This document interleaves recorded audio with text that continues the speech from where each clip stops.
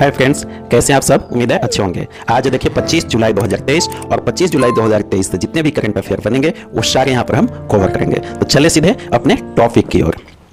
देखिए फर्स्ट क्या है, हाल ही में देश का पहला व एकमात्र कौन सा राज्य गिग वर्कर्स आप जानते हैं, गिग वर्कर्स वैसे लोग कहते हैं जो पार्ट टाइम जॉब करते हैं। जैसे मान लीजिए कोई पेपर बेचता हो या कोई फूड डिलीवरी करता हो, ठीक है। तो इस तरह के जितने भी पार्ट टाइम जॉब होते हैं, कॉन्ट्रैक्ट होते हैं छोटे मोटे ऐसे ही, तो उसके आधार पर जो भी जॉब किए जाते हैं वो गिग वर्कर्स कहलाते हैं उन लोग, ठीक है। तो उनके कल्याण के लिए सामाजिक सुरक्षा कानून बनाने वाला पहला राज्य कौन बन गया? हिमाचल प्रदेश, हरियाणा, पंजाब, राजस्थान। क्या होगा? उत्तर डी, राजस्थान बन गया, ठीक है। राजस्थान में भी कांग्रेस पार्टी की सरकार है, ठीक है। वहां के मुख्यमंत्री कौन है बताइए? अशोक गहलोत साहब है, ठीक है, मुख्यमंत्री। और गवर्नर कौन है? कलराज मिश्रा।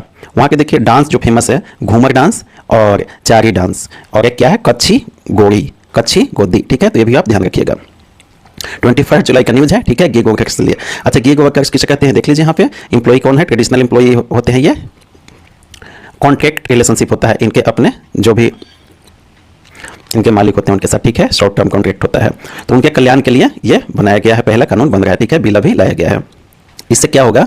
एक वेलफेयर बोर्ड भी बनेगा इसके अंतर्गत। इस कानून के अंतर्गत क्या बनेगा कि वेलफेयर बोर्ड, कल्याण बोर्ड, ठीक है। और वेलफेयर फीस भी लगाया जाएगा कंपनियों पर जिसके अंतर्गत ये काम करते हैं गिग वर्कर्स।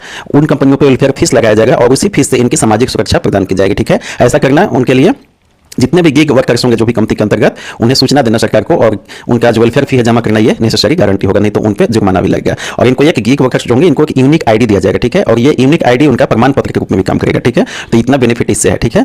जो इनके मालिक है, एग्रीगेटर है, उनको फीस जमा करना होगा और कुछ सरकार भी अपना उस कल्याण बोर्ड में फीस डालेगी, ठीक है। क्वेश्चन नंबर सेकंड क्या है देखिए, हाल ही में भांग से दवा बनाने के लिए CSIR IIM ने PPP मोड, PPP मतलब पब्लिक प्राइवेट पार्टनरशिप मोड में परियोजना की शुरुआत कहां की? चंडीगढ़, जम्मू, शिमला, लद्दाख। क्या होगा उत्तर?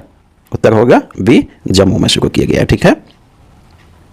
देख लीजिए, कैनाबिस रिसर्च सेंटर, ये कैनाबिस जो है इसे भांग, इसी को भांग बोलते हैं, ठीक है। कैनाबिस को भांग बोला जाता है। कैनाबिस मतलब भांग, इसी का रिसर्च प्रोजेक्ट एक बनाया गया है। Council of scientific and industrial research, Indian institute of integrated medicine, जिसे CSIR IIM बोलते हैं, जम्मू में, ठीक है। और एक कंपनी है कनाडा की, टोरंटो कनाडा में उसका हेडक्वार्टर है उस कंपनी का, इंडसकैन लिमिटेड। देख लीजिए यहाँ पे इंडसकैन लिमिटेड, इसी के साथ PPP मोड में शुरुआत किया गया है। और it is the first institute to obtain first license cannabis cultivation in India. मतलब कैनाबिस यानी भांग की खेती करने वाला पहला इंस्टीट्यूट है जिसे भारत में लाइसेंस प्रदान किया गया है, ठीक है। तो आप ध्यान रखिएगा। हाल ही में श्रीलंका के राष्ट्रपति भारत की यात्रा पर रहे। वर्तमान में श्रीलंका के राष्ट्रपति कौन है ये आपको बताना है। रानिल विक्रमसिंघे है, गोताबाया राजपक्षे, मैत्रीपाल सिरिसेना या महिंद्रा राजपक्षे। क्या होगा उत्तर? ये रानिल विक्रमसिंघे, ठीक है। श्रीलंका के president Ranil Wickremesinghe made an official 2-day visit, 2 दिवसीय यात्रा पर है, ठीक है। 20 और 21 जुलाई 2023, ठीक है। तो आप ध्यान रखिए, 50वां एनिवर्सरी है भारत और श्रीलंका के डिप्लोमेटिक रिलेशनशिप का, ठीक है।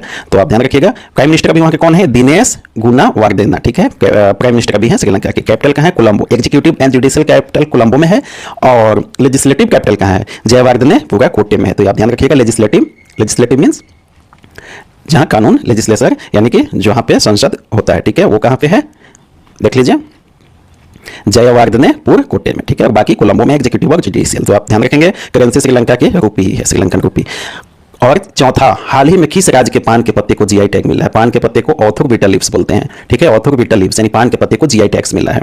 कर्नाटका, गोवा, तमिलनाडु, तेलंगाना, किस राज्य की है बताइए? सी, तमिलनाडु के पान के पत्ते को GI टैग दिया गया। GI tag means geographical indication, GI means geographical indication. ऐसा करने से वहाँ के जो भी प्रोडक्ट होते हैं जहाँ के GI टैग प्राप्त हो जाता है, तो GI टैग मिलने से उसकी ब्रांडिंग हो जाती है, ठीक है। तो इस तरह से तमिलनाडु के पान के पत्ते को GI टैग दिया गया है। बीटा लीव्स को लोकली क्या नाम से जाना जाता है? बीट्री लाई। तमिलनाडु में क्या बोलते हैं? बीट्री लाई, ठीक है। और हिंदी में पान के पत्ते। हाल ही में रमन 2 रॉकेट इंजन का सफलतापूर्वक परीक्षण किया गया। इसे किसके द्वारा बनाया गया है? इसरो, स्पेसएक्स, स्काईरूट एरोस्पेस या नन ऑफ द एबव। क्या होगा उत्तर? सी, स्काईरूट एरोस्पेस, ठीक है। ये स्टार्टअप कंपनी है, अभी हाल ही में ये 2018 की कंपनी है, इसने ही बनाया, ठीक है। इसे इसरो जो है इसको सपोर्ट कर रहा है। स्पेसएक्स तो अमेरिका की एक प्राइवेट कंपनी है, ठीक है। तो आप देख लीजिए, किताब का नाम क्या है? एज द विल्टन्स का अनावरण पूर्व उपराष्ट्रपति वेंकैया नायडू ने किया। इसके लेखक कौन है? Ranjit Pratap, Rajagopal Naidu, K Vijayan, none of the above. क्या होगा उत्तर? है रंजीत प्रताप है। ठीक है, रंजीत प्रताप साहब इसके लेखक हैं। राजगोपाल नायडू जो है, रंजीत प्रताप साहब एमडी है इस कंपनी में, और उस कंपनी का स्थापना राजगोपाल नायडू साहब किए थे। ठीक है, मोटर पार्ट्स वगैरह बनाती है कंपनी, तो उसी में एमडी है रंजीत प्रताप। कंपनी का नाम क्या है? रायलो कारपोरेशन। रायलो कारपोरेशन कंपनी का नाम है, उसी के एमडी है वर्तमान में रंजीत प्रताप। उन्होंने ही अपने अनुभव को 50 साल की जो जर्नी है उसी आधार पर ये बुक को लिखा है उन्होंने। तो ध्यान रखिए, राष्ट्रीय आम दिवस कब मनाया गया बताइए? 21 जुलाई, 22 जुलाई, 23 जुलाई, 24 जुलाई। उत्तर क्या होगा बे? 22 जुलाई को मनाया गया है। ठीक है, अच्छा, राष्ट्रीय आम दिवस, अभी आम का सीजन भी चल रहा है और ये 1987 से मनाया जा रहा है इंडिया में। ठीक है, और कुछ दिवस मनाए गए हैं हाल ही में, उसको भी आप देख लीजिए। National broadcasting day, national broadcasting, जो ब्रॉडकास्टिंग होता है रेडियो टीवी, वो कब मनाया गया? वो मनाया गया 23 जुलाई को। ठीक है, इनकम टैक्स डे कब मनाया गया है? 24 जुलाई को मनाया गया इनकम टैक्स डे। अच्छा, इनकम टैक्स का प्रावधान कब से भारत में है बताइए? आपको जानकारी है? एक लिमिट के बाद यदि आपकी आय होती है तो उस पर टैक्स गवर्नमेंट को देना होता है, जिसे डायरेक्ट टैक्स बोलते हैं। तो ये कब से प्रावधान भारत में इनकम टैक्स का? 1860 से ही है। और पहली बार 1860 में इनकम टैक्स किस लिए लगाया गया था ये बताइए? 1857 की जो क्रांति हुई थी, 1857 की स्वतंत्रता आंदोलन की प्रथम क्रांति हुई थी, आप सभी जानते हैं। उस क्रांति से जो नुकसान हुआ था, उस नुकसान को भरपाई करने के लिए इनकम टैक्स लगाया गया था 1860 में। और अब तो जितने भी एक लिमिट आय के बाद होते हैं वो इनकम टैक्स भी लगाया जाता है। ठीक है, उस टाइम के ब्रिटिश वित्त मंत्री कौन थे? Sir James Wilson. Sir James Wilson, तो ये भी आप ध्यान रखिएगा। चलिए, क्वेश्चन नंबर 8, हाल ही में गुजरात हाईकोर्ट के नए चीफ जस्टिस किसे नियुक्त किया गया? सुनीता अग्रवाल या justice Alok, justice Subhashis, justice AJ Desai. क्या होगा उत्तर? Justice Sunita Agarwal, justice Sunita Agarwal. ठीक है, और इसमें एक जानकारी रखिए कि अभी ऐसे जितने भी हाईकोर्ट हैं, ये एकमात्र महिला जस्टिस हैं हाईकोर्ट के, मुख्य जस्टिस सुनीता अग्रवाल। अभी इन्हें जल्दी में ही नियुक्त किया गया है। देखिए, विथ दिस अपॉइंटमेंट, इसी अपॉइंटमेंट के साथ Gujarat high court is the only high court in India with A women CJ chief justice. ठीक है, महिला चीफ जस्टिस हैं ओनली।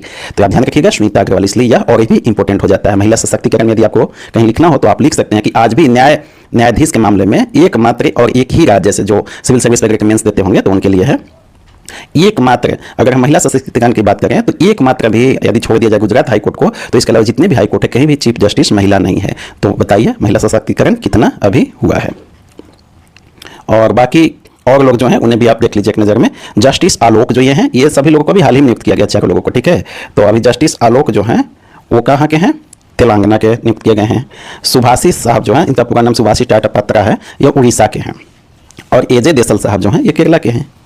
तो केरला, उड़ीसा, तेलंगाना और गुजरात, ये 4 राज्यों के हाई कोर्ट का अभी जल्दी में ही नियुक्ति किया गया। अच्छा, हाई कोर्ट की नियुक्ति मुख्य न्यायाधीश के कौन करते हैं बताइए? द्रौपदी मुर्मू की है, जाहिर सी बात है राष्ट्रपति करते हैं चीफ जस्टिस की नियुक्ति। चलिए, क्वेश्चन नंबर 9, हाल ही में भारत ने ढाका टोंगा जोएदेपुर रेल लाइन के सिग्नल सिस्टम को आधुनिक यानी मॉडर्न बनाने के लिए किसके साथ अनुबंध पे हस्ताक्षर किए? टाटा के साथ, बांग्लादेश, आईआरसीटीसी या भूटान। क्या होगा बताइए? इसमें कंपनी और देश दोनों का ऑप्शन में इंक्लूड है, आपको कंफ्यूजन हो रहा होगा। बांग्लादेश के साथ किया। ठीक है, ढाका टोंगा, ढाका बांग्लादेश की राजधानी है, तो इससे आप अंदाज लगा सकते हैं। ठीक है, देख लीजिए। अभी बांग्लादेश के पीएम कौन है? शेख हसीना। कैपिटल कहाँ है? ढाका ही है। करेंसी क्या है? टक्का है, बांग्लादेशी टक्का।